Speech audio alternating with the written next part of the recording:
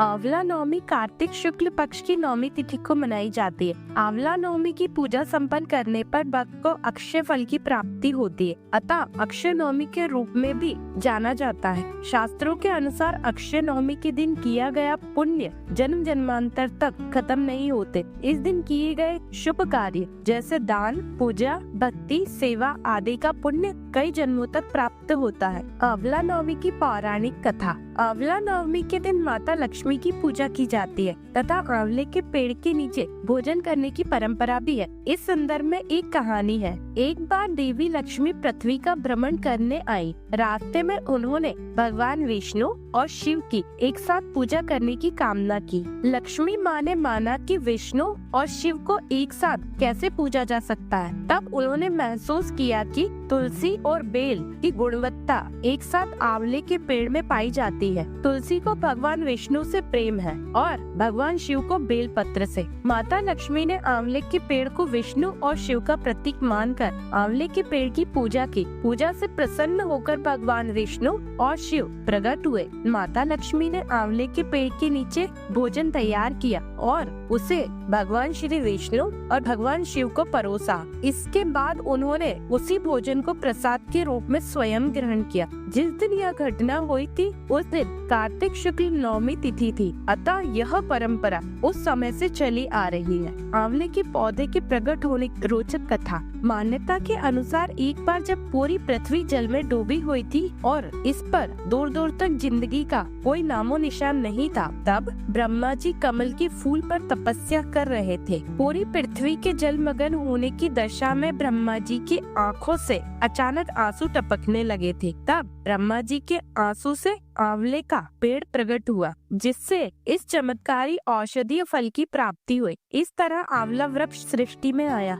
आंवला नवमी की एक अन्य पौराणिक कथा। आंवला नवमी अथवा आंवल्य राजा की कथा। एक राजा था, उसका प्रण था वह रोज 1.25 मन आंवले दान करके ही खाना खाता था। इससे उसका नाम आंवल्य राजा पड़ गया था। एक दिन उसके बेटे बहू ने सोचा कि राजा इतने सारे आंवले रोज दान करते हैं, इस प्रकार तो एक दिन सारा खजाना खाली हो जाएगा। इसलिए बेटे ने राजा से कहा कि उसे इस तरह दान करना बंद कर देना चाहिए। बेटे की बात सुनकर राजा को बहुत दुख हुआ और राजा रानी महल छोड़कर बियाबान जंगल में जाकर बैठ गए। राजा रानी आंवला दान नहीं कर पाए और प्रण के कारण कुछ खाया नहीं। जब भूखे प्यासे 7 दिन हो गए तब भगवान ने सोचा कि यदि मैंने इसका प्रण नहीं रखा और इसका सत्य नहीं रखा तो विश्वास चला जाएगा। इसलिए भगवान ने जंगल में ही महल, राज्य और बाग बगीचे सब बना दिए और ढेरों आंवले के पेड़ लगा दिए। सुबह राजा रानी उठे तो देखा कि जंगल में उनके राज से दुगना राज्य बसा हुआ है। राजा रानी से कहने लगे, रानी देख, कहते हैं सत्य मत छोड़ो,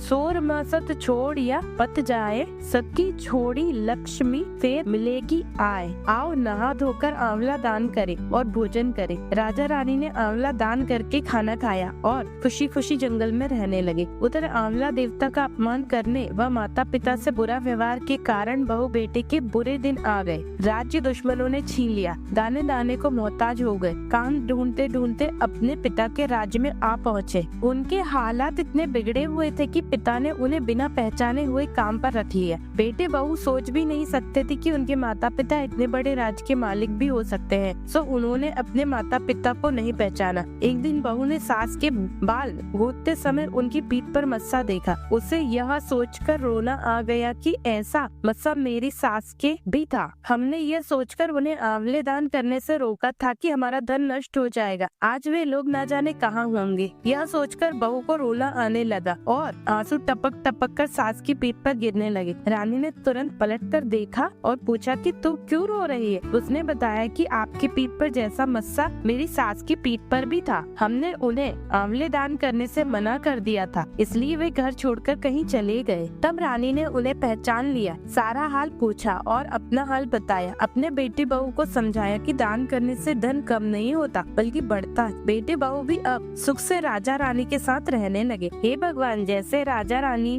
का सत रखा वैसे ही सबका सत रखना, कहते सुनते सारे परिवार का सुख रखना, बस यही कामना है। एक अन्य कथा के अनुसार एक बार जगत गुरु आदि शंकराचार्य भिक्षा मांगने कुटिया के सामने रुके। वहाँ एक बूढ़ी औरत रहती थी। जो अत्यंत गरीबी और दयनीय स्थिति में थी। शंकराचार्य की आवाज सुनकर वह बूढ़ी औरत बाहर आई। उसके हाथ में एक सूखा आंवला था। वह बोली, महात्मन, मेरे पास इस सूखे आंवले के सिवाय कुछ नहीं है जो आपको भिक्षा में दे सको। शंकराचार्य को उनकी स्थिति पर दया आ गई और उन्होंने उसी समय उसकी मदद करने का प्रण लिया। उन्होंने अपनी आंखें बंद की और मंथन रूपी 22 श्लोक बोले। ये 22 श्लोक कनकधारा स्त्रोत के श्लोक थे। इससे प्रसन्न होकर माँ लक्ष्मी ने उन्हें दिव्य दर्शन दिए और कहा कि शंकराचार्य, इस औरत ने अपने पूर्व जन्म में कोई भी वस्तु दान नहीं की। यह अत्यंत कंजूस थी। मजबूरीवश कभी किसी को कुछ देना भी पड़ जाए तो यह बुरे मन से दान करती थी। इसलिए इस जन्म में इसकी यह हालत हुई। यह